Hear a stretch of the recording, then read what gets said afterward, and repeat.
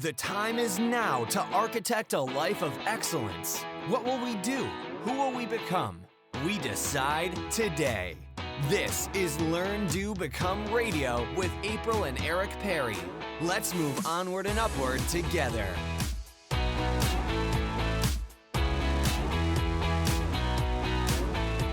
Hello and welcome to Learn, Do, Become Radio. I'm April Perry, and today we're talking about how to become replenished. This is the second podcast in our Arise series, and my goal is that you will feel rested and recharged and ultimately ready to do the work that you are uniquely meant to do because you'll have the energy to do so.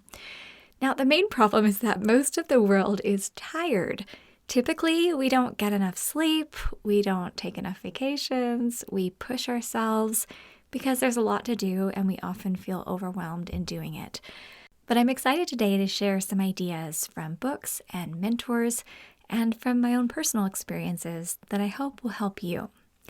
I want to talk a little bit more about Arise for just a moment. This is a membership that Eric and I are planning to launch soon, but we decided to put a pin in it and hold off for just a little while, and I want to explain why. Now, I've been brainstorming and planning Arise for years, and I'm really excited. But it really works best after building a full STEP command central. STEP is our Steps to Everyday Productivity program. And as we started talking with our community members about Arise, we found that the ones who were ready for it were the ones who already had their command centrals in place. But those who were still feeling overwhelmed or hadn't yet built their command central were thinking, I'm not ready to go to the next level yet. So I've been thinking really deeply about the goals that I want to move forward this year. And one of the main ones is to help create 25,000 command centrals around the globe. Now, this can be command centrals built by people who are currently in our STEP community. It can also be built by people who are just in our general Learn, Do, Become community, and we'll have some videos and podcasts and resources on exactly how to do that. Or it might be people who decide to come into the STEP program. We're just completing our revamp, so we have a brand new member login all ready to go.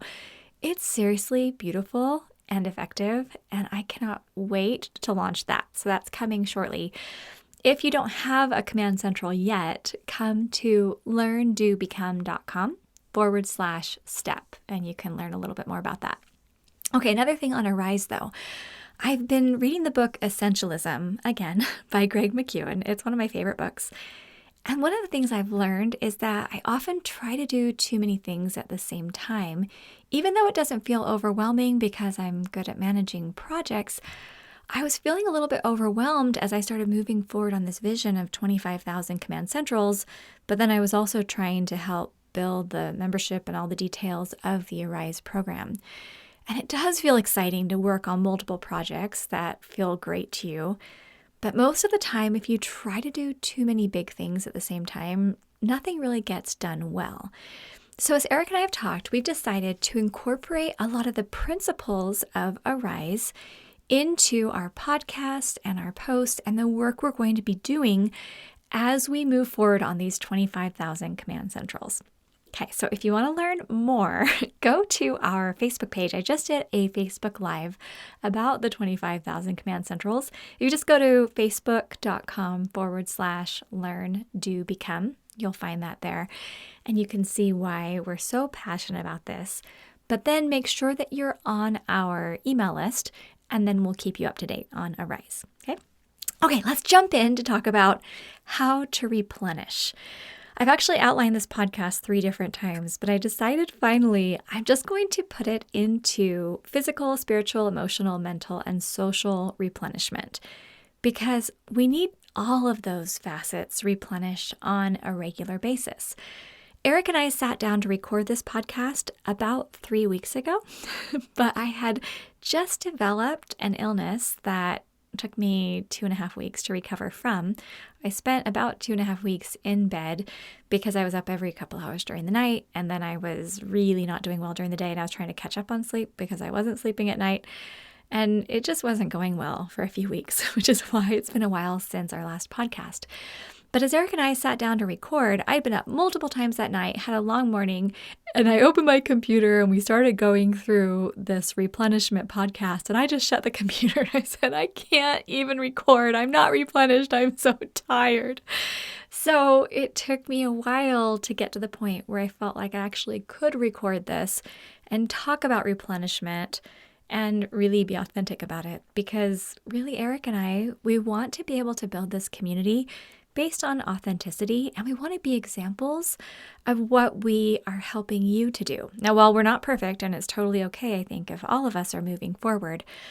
Anyway, it took me a while to get to the point that I even could record this. So now I'm back. I have learned a lot over the past few weeks, and I want to share some of the resources that have been helpful to me. Let's start with physical replenishment. Have you ever tried to keep going when you're sick or suffering? It can work for a while because often you just think, I can't stop. I can't take off work. I can't just not raise my children or not take care of all the responsibilities that are on my plate. But eventually, when we keep going, even though we're sick or exhausted or overwhelmed, we're going to reach burnout. And the goal is that we don't reach that point. As a Learn, Do, Become community, we want to help one another to replenish along the way so we never get to the point that we feel that burnout. So for now, I just have a couple of recommendations, and these are based around sleep.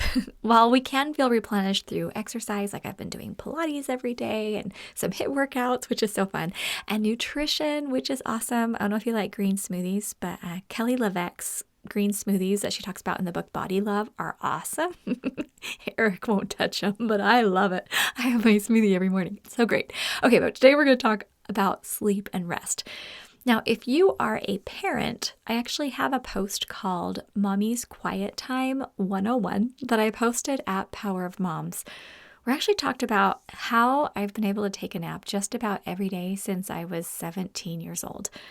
I'm a big proponent of a daily quiet time. And whether you're taking a nap because you need to catch up on sleep, or whether you're just having some time to just sit and have quiet and time to process, I honestly believe taking that daily nap or quiet time is going to change your life.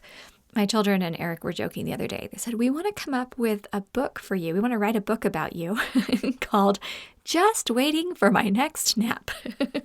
I wrote a book about my mom called Thursdays with Zoe, which is chronicling how much I love her as she was going through the last stages of Alzheimer's. So my kids said, if we write a book about you, it will be called Just Waiting for My Next Nap. But really, when you learn how to logistically take time during the day to rest, it is possible, even if you are working full-time or you're working from home or you have children or you're going to school. I've done it in the midst of all of those things, even when we were just starting a business or our family was going through some stress or health problems or things like that. So you can check out that post and we'll link to it in the show notes associated with this podcast. Okay, then I have an awesome book recommendation about sleep. And I actually haven't read the whole book yet, but even just going onto Amazon and clicking the look inside, you can get enough out of that to get totally convinced that this guy knows what he's talking about. This is on my to-read list. But it's called Why We Sleep: Unlocking the Power of Sleep and Dreams by Matthew Walker.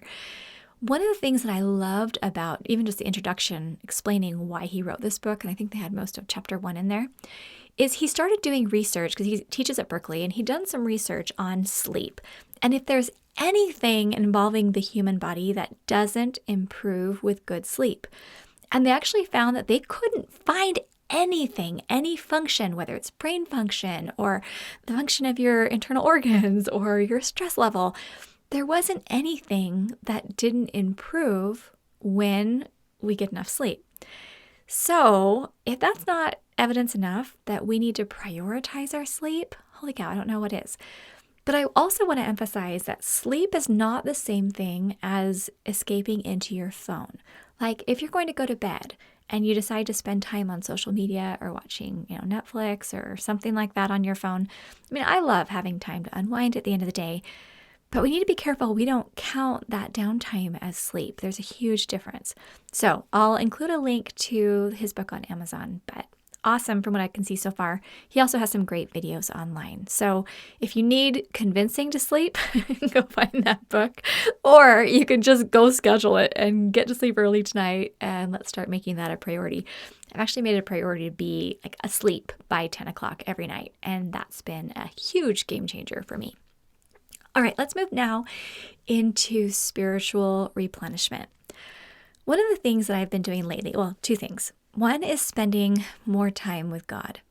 I found that when I limit my time with God, or I just have a couple of minutes for prayer or reading or that type of thing, that I end up feeling rushed or overwhelmed. And I think that I am fully responsible for the outcomes that I'm working towards. I find when I shift up my schedule and I prioritize more time thinking and praying and reading and studying and journaling, that then I don't feel rushed and I feel empowered and I feel supported. So however you define your higher power, I do encourage you to slow down as much as possible and prioritize that time asking questions, writing down the answers that you hear coming to your heart, and recognizing that there is help available to you every day in the work that you're doing. I'm also reading The Power of Now by Eckhart Tolle, and I can't remember where I heard about this book, but since I started reading it, I found a copy at an old bookstore, like a thrift store here in our city, and I got the audiobook on audiobooks.com. So I'm kind of listening to it and reading it. So I'm about halfway through reading it, but I listened to it like 4 times because I spent so many weeks in bed. I just listened to this like multiple times while I was resting. Also, Oprah Winfrey has a Super Soul, like I need to say her last name. She has a Super Soul podcast series where his new book called A New Earth, he's going through chapter by chapter with her. Those have been really good too. Now, I have some different opinions on some of the things that he talks about in the book, but I feel like overall there is enough overlap that it is fantastic and really helpful. And one of the things that I've learned is that anxiety is caused when I think that the future is going to bring happiness, fulfillment, success, etc. And those things are actually available by being present and realizing that our value isn't based on what we accomplish. So there's a huge power in disassociating our worth as people with how much we do. For example, I'm very excited about 25,000 Command Centrals this year. But I'm recognizing that getting to that point and seeing 25,000 Command Centrals built, that's not what's going to give me happiness and fulfillment. I can have happiness and fulfillment right now by being fully present with the work that I'm doing, by feeling so excited even that I get to record this podcast and that my experience and the things that I've learned could perhaps be helpful to the thousands of people who are on the other end. I so wish that I could see you right now because I get a lot of emails and see comments and I can see the numbers on the computer knowing people are listening. But I just hope that you know how much I think about you and how much I care about you. And it honestly brings me happiness just knowing that perhaps I could be helpful. Okay, so those are the 2 things. If you haven't read The Power of Now, I do recommend it, or go listen to Oprah's podcast, the Super Soul series. Okay, let's now move into emotional replenishment. I'm reading a book called Scream-Free Parenting, which is awesome. If you have kids, you will want to put this on your list of books to read. And I know I'm just giving you a lot of books to read, but you can put them on your list. You don't have to read them all right now, and I'll give you some of the best takeaways. But here's something that I learned from that book. He said, the fewer intentional retreats we take, the more unintentional escapes we will make. Now think about that for a minute. I'll repeat that. The fewer intentional retreats we take, the more unintentional escapes we will make. Now, what do those unintentional escapes look like? I don't know. For me, it might be telling my family, just leave me alone and kind of getting frustrated with them. It might be escaping into my phone. It might mean emotionally just withdrawing from my loved ones or my friends because I feel so depleted that I feel like I have nothing left to give. So, what I've been doing in order to take more intentional retreats is making my April days as consistent as I can. Now, it's not like a whole day off, but it's a few hours where I leave the house, I go to the library. I actually have a whole podcast outlining how I do it. If you go to episode 32 of Learn to Become Radio. And whether you have, multiple jobs and you can't get away maybe, weekly for a few hours, even every other week or once a month, having some time scheduled where it's your intentional retreat, that's huge. Greg McKeown in his book, Essentialism, and also Michael Hyatt in his book, Living Forward, talk about these quarterly offsites and taking time each quarter to perhaps even go away for a full day. If you could go to a hotel for a night in your local area, Priceline often has some really good deals. You can just go away and have time to think. But whatever your budget or your circumstances, I really encourage you to think creatively about taking intentional retreats. And that might even be in your own house. When Eric and I had 4 young children, and I really wanted to start writing. This was back, 2004 maybe.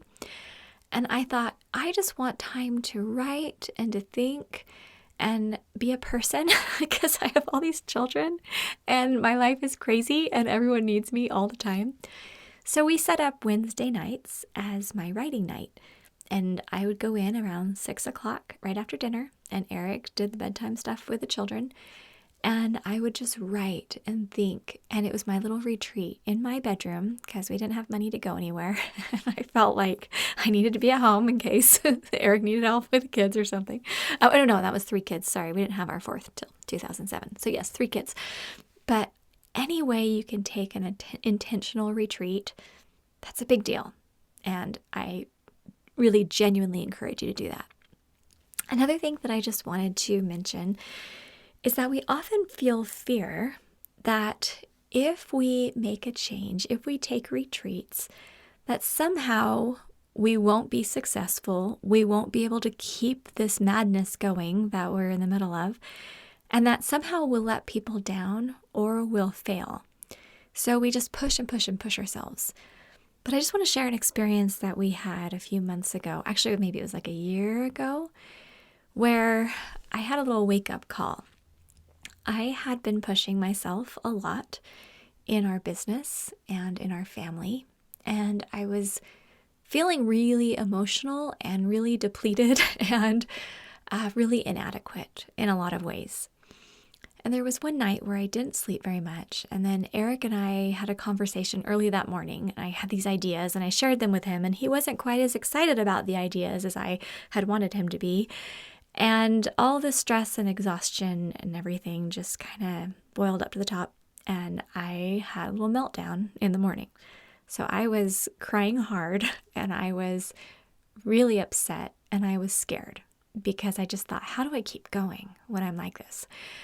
So there was a lot of crying that morning. I couldn't even talk. I was just so upset. I don't know if you've been there, but I was there. And our high schoolers had already gone to school, but we had our 10-year-old son, then 10-year-old Spencer, who was out in the living room, and he's kind of getting ready for school and things like that. Now, I didn't even think about his perspective, and I didn't even think about what it would do to him to hear me in there crying. But he ended up quietly slipping out the door to walk to school, and he left a little note. Now, Eric took the note and put it somewhere because he thought it would make me sad for me to keep it around, but I did get a chance to read it before it disappeared but I'm remembering, so this might not be exactly what it said. It's basically what it said. It said, "Dear Mom and Dad, I went to school early because I didn't want to hear my mom cry. Can you please sort things out while I'm at school? Love, Spencer. P.S. Please pray for me on my math test today." Now, this is written in our little 10-year-old son's handwriting on this little Post-it, and It's really humbling and kind of hurt my heart to see this, thinking he's got a math test on his mind. He's 10. And when he's seeing his mom kind of losing it, what did that do to him, And he handled it so well. I mean, it was such a sweet note. Can you please sort things out while I'm at school? So we did. We sorted things out. We were able to talk to him, and I've had fewer meltdowns since then. I wish I could say that was the last one, but I don't think they've been that bad. That was probably the worst one I've had in over a year. But I've learned that it's not okay for me to keep going and for me to think that I'm doing anyone a service by totally depleting myself. And I want you to ask yourself that question. If there's a way that you are, unintentionally escaping, or if there's something going on in your life where things just aren't right, I just want to encourage you to make that your priority. Also, in that book, Scream-Free Parenting, he talks about the 4 levels of love. Now, I'd never heard this concept before, but ever since I've heard it, it's changed the way that I've prioritized my time. So here's the 4 levels of love. I'll list them and then I'll just explain them a little bit, and then you can get the book if you want to read more. Okay, level 1 is I love me for me. Level 2 is I love you for me.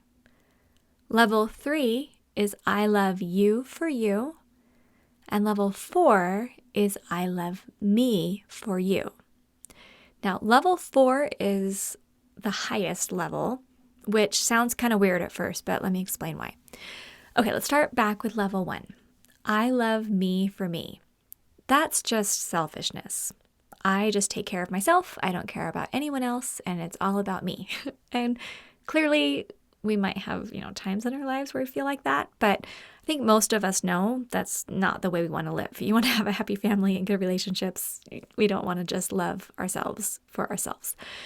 Okay, but then level 2 is I love you for me. This is where we care about other people and we do things for other people, but it's not because we genuinely want them to succeed. It's because it's going to come back to us.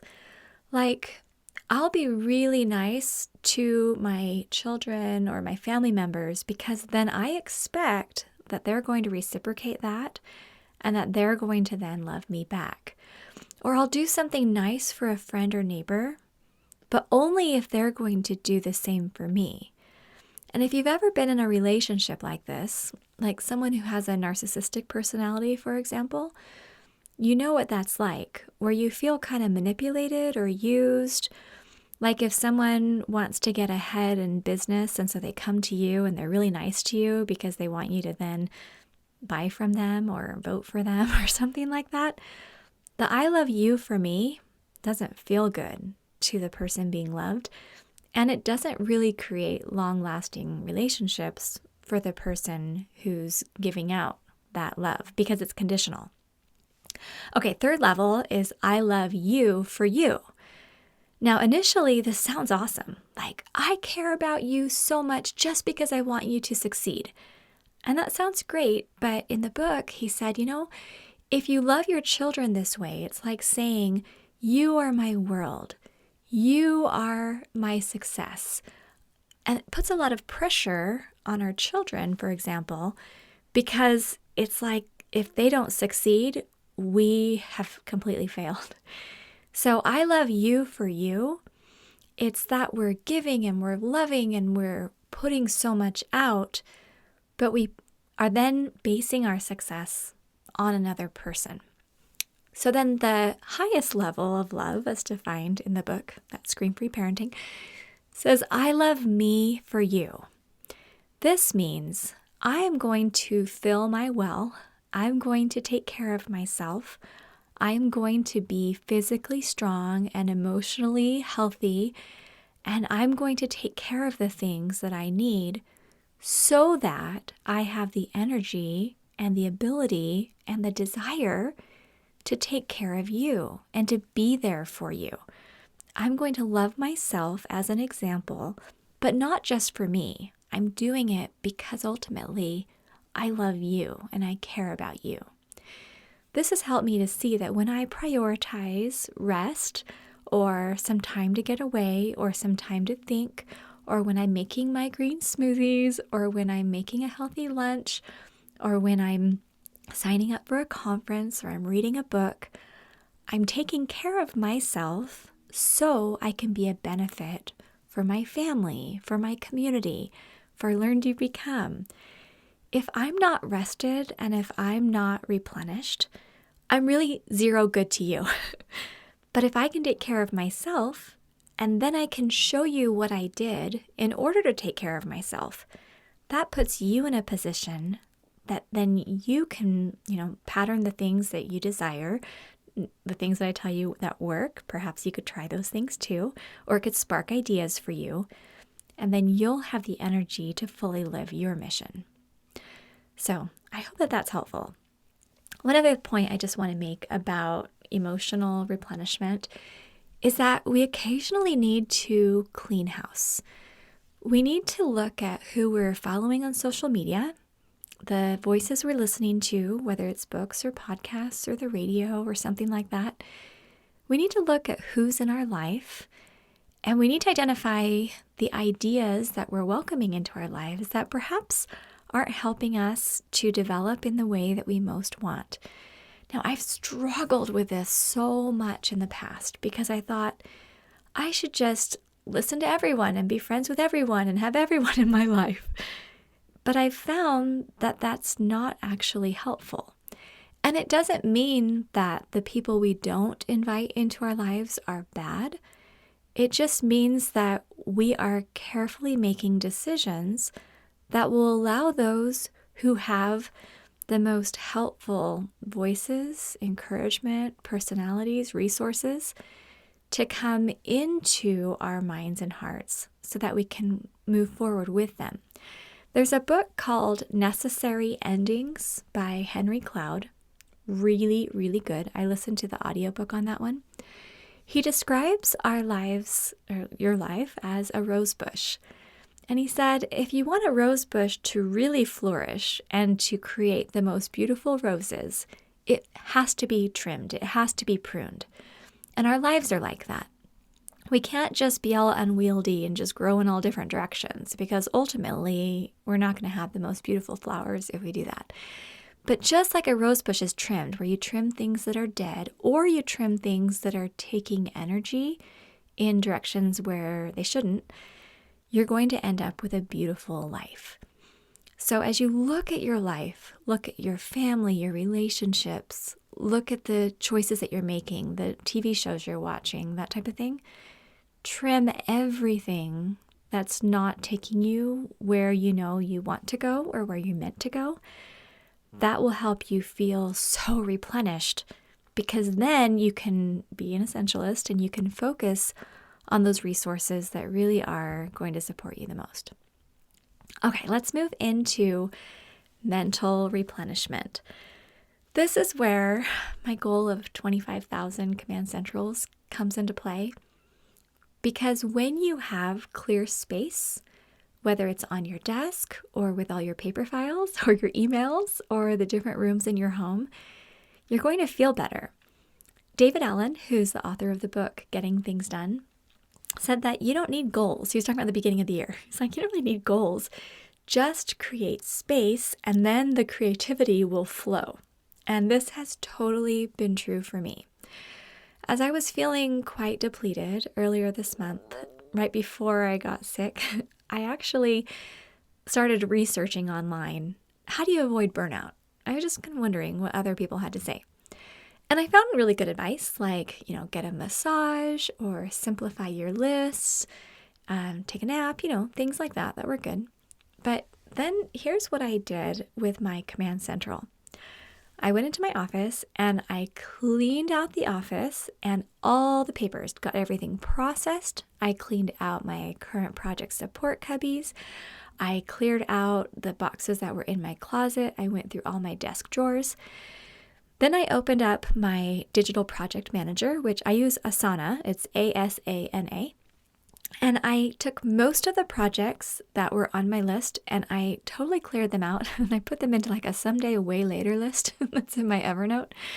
So I cleared Asana. So I just had a few projects, maybe 10 to look at. And those I organized by current and then in progress or waiting projects and then next in line and then someday. I have a whole podcast on Asana projects if you want to listen to that. We'll link to that in the show notes as well. Then I cleared my computer files. I got my desktop totally cleared off. I backed up all my files on our external hard drives, just cleared the digital clutter. So my computer was just clean and had like nothing on it. I don't keep anything on my computer just in case it crashes or something like that. We have it all backed up. Then I canceled pretty much every extra activity. I looked at my calendar and I just said, I'm just going to cancel pretty much everything because I'm getting close to burnout. So then my calendar was basically empty. Then there were a few pending invitations in my inbox, and I said no to all of them, like 5 or 6 invitations. Not that I didn't want to do them, but I realized my sanity was going to go away if I said yes. Then I did a really big thing, aligning my Power of Moms website and my Learn to Become website work more closely because I've been feeling split in two for more than 3 years, probably almost 4 years, building Learn to Become and sustaining Power of Moms and running 2 platforms with 2 email lists and 2 different teams and 2 different social media accounts and all of that. It was just a lot of work. I was doing 2 podcasts, 2 websites, but I loved both and I thought, I don't even know what to do. So what I decided was to empower our volunteer team at Power of Moms to take over more as voice and in the content creation and in the newsletter and all of that. So I'm still overseeing it, but instead of me spending hours each week on it, I'm spending a few minutes each week and the team is spending time on it. So if you're a mother or you have a mother, go to powerofmoms.com, go check out what the team is doing over there. But I realized mothers can be there to empower each other with the platforms there. I don't have to be the only person like giving out wisdom and ideas like this, thinking that I am that important.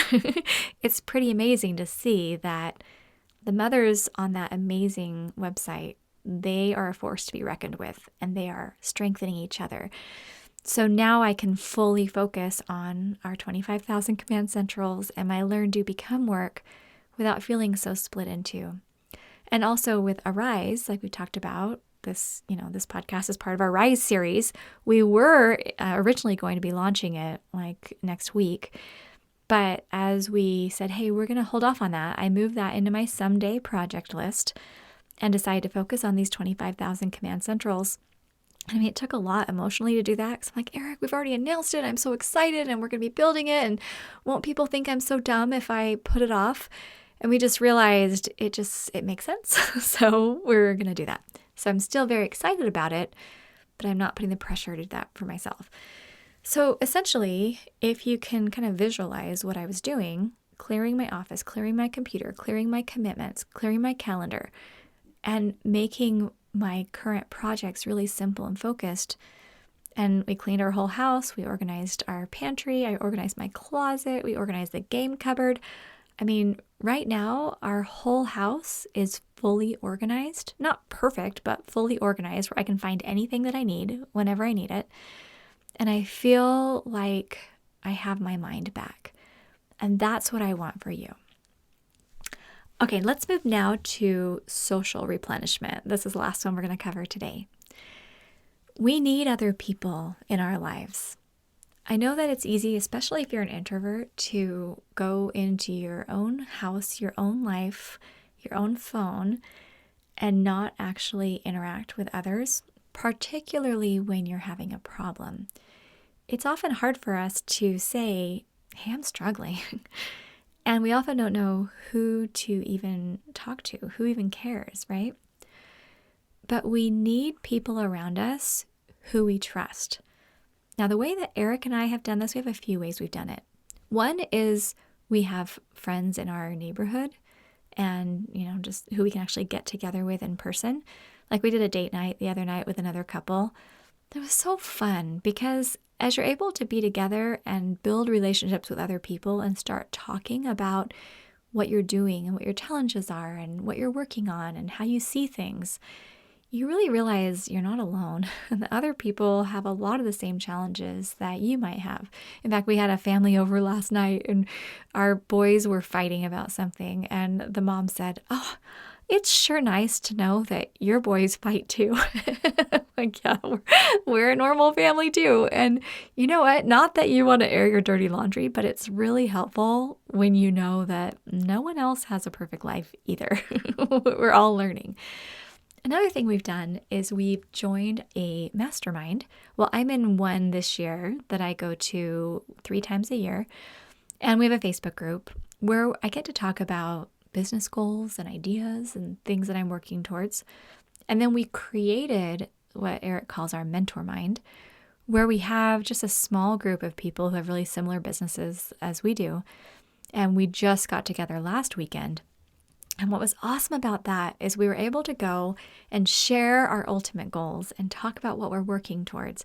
And there are some areas in our business where we just felt frustrated and kind of stuck.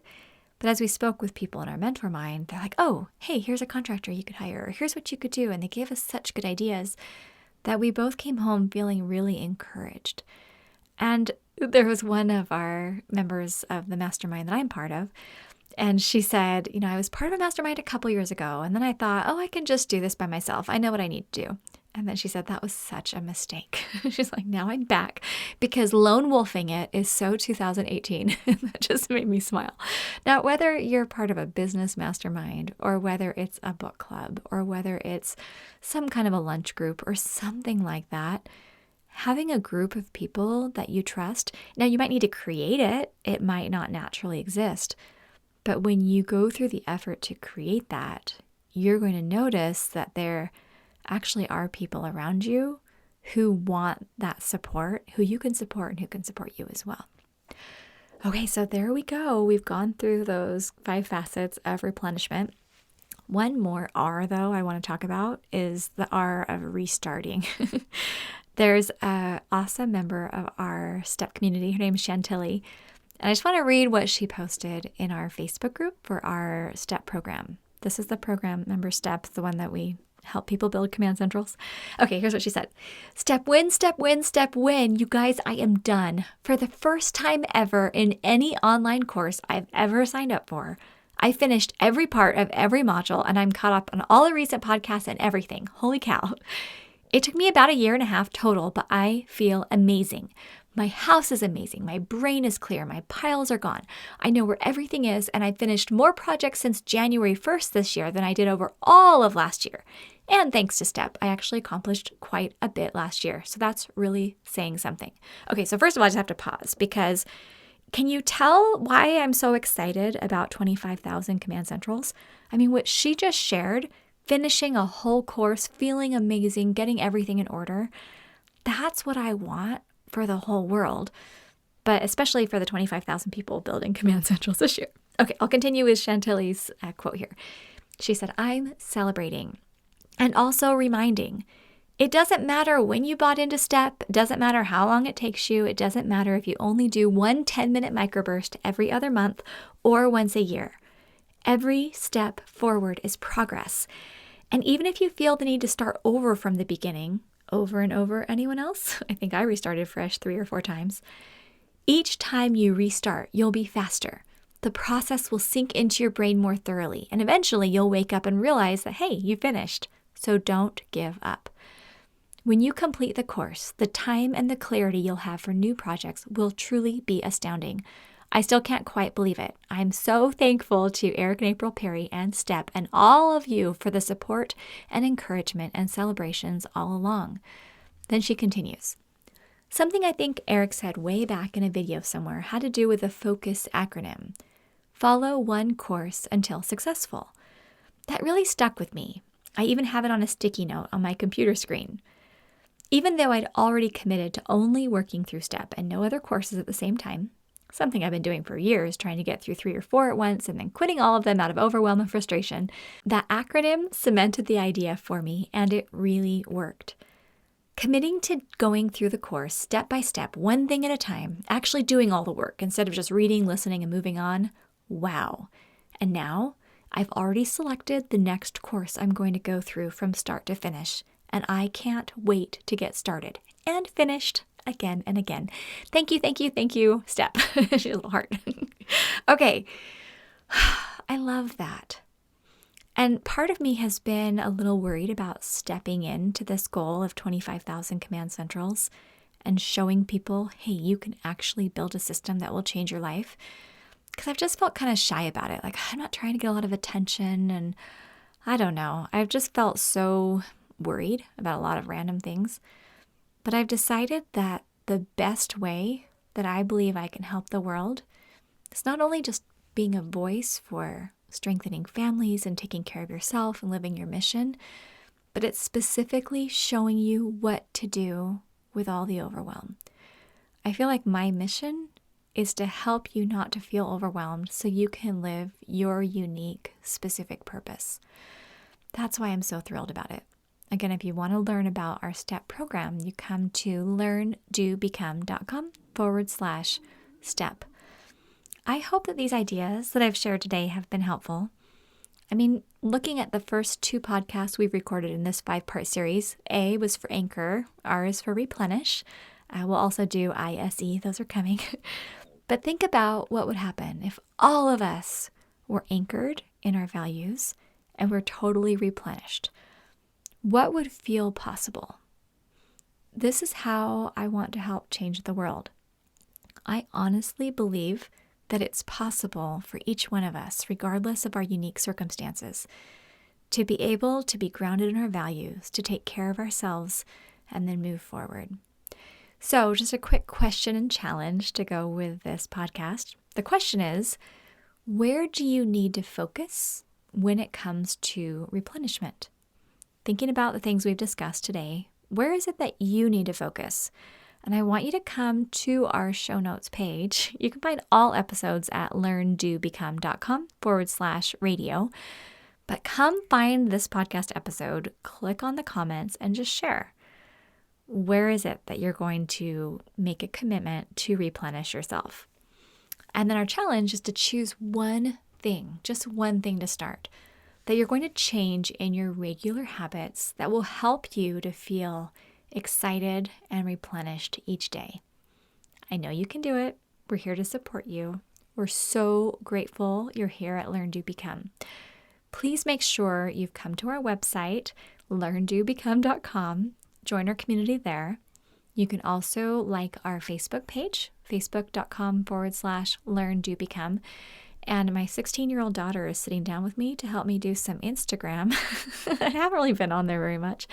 And we have a meeting this week with a consultant to help us more with Instagram because I'm super excited about that. I feel like that's where the people are who need command centrals, as well as Pinterest. We're just excited. And a YouTube channel I'm excited to create. There's just lots of things I'm excited about, but one thing at a time, remember? Essentialism. But as I'm moving forward to more fully live my mission, I'm hopeful that you will be here alongside me pursuing yours. And that even though our work will be unique, that together the goal is the same. We're going to take care of ourselves so we can take care of others. There is a beautiful, beautiful life ahead for all of us. And there is help and support for each of us as we move forward. Have a wonderful day. Please come share any feedback or comments at learndobecome.com/radio. I'm telling you that one because I have no idea what episode this is right now. Otherwise, I'd give you the episode number. Just come to the website, find the episode, and leave a comment there. Thank you so much. Have an amazing day. We'll see you soon at learndobecome.com.